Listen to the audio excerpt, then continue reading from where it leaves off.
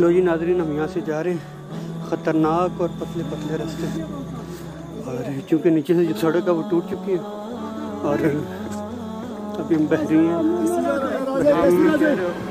मंकियाल के करीब आ गए हैं, करीब तो हम पहुँच गए हैं, लेकिन आगे यहाँ से जो रास्ता है वो इंतहाई ख़तरनाक है और बहुत मुश्किल तरीन रास्ता है, जिससे गुज़र के हम मंकियाल तक पहुंच सकते हैं। उसके अलावा उसका कोई मुतबादल रास्ता नहीं है, मुतबादल कोई तरतीब नहीं। देख लें ये मकामी लोग हैं, ये कितनी मुश्किलात इनको पेश आ रही हैं।